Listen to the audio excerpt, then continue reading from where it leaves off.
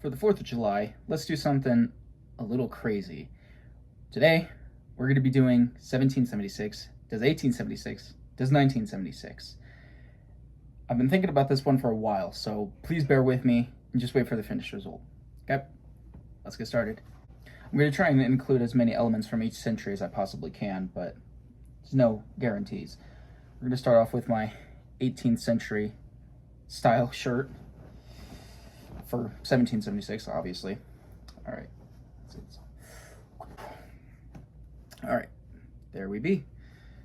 For trousers, white linen, late 19th century trousers. Now this style is more synonymous with the 1890s, early 1900s, but who cares? It's 19th century. You could easily mistake this as being from 1876. So let's get these on real quick. All right, I've got my white linen trousers. Now for accessories, I've got my headscarf I got from Dothan, Alabama. It's got plenty of red in it. There's no blue, surprisingly, but it has red and white. That's all that matters. And this will pair nicely with my my red braces. So I have not tried this yet. I'm curious to tie this like a I'm curious to tie this in a bow like you see in most Regency styles. So let me try that and see if that's worth my time. That's not bad. I mean, I don't mind it. I'd have to look at it in the mirror because the image is super compressed. So I'm gonna have to look at that and see how I did. Otherwise, if I think it doesn't look good, I'm gonna pin it in place like a cravat with my cravat pin, which is a reproduction from the 1870s. So that just works even better in my favor.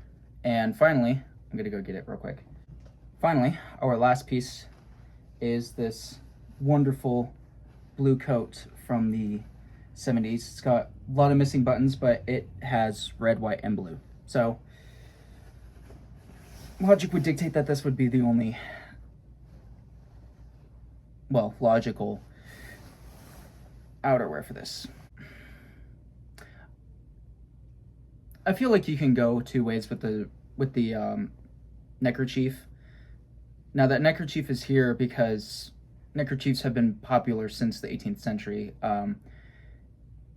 It wouldn't be worn like this if you were, for example, a lower class in the 18th century, but wearing a neckerchief or a headscarf in this case has been relatively popular since the 18th century. So it really is there just to kind of tie it all together as the three centuries you have.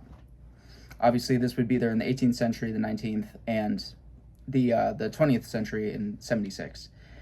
So for shoes, actually, I think a nice black boot is pretty universal to these 3 decades. So I'm gonna wear my black Stacey Adams with this, and I will show you guys the finished result. So yeah, 1776 does 1876, does 1976. So I'll get you guys squared away with these pictures, and I'll see you in my next video.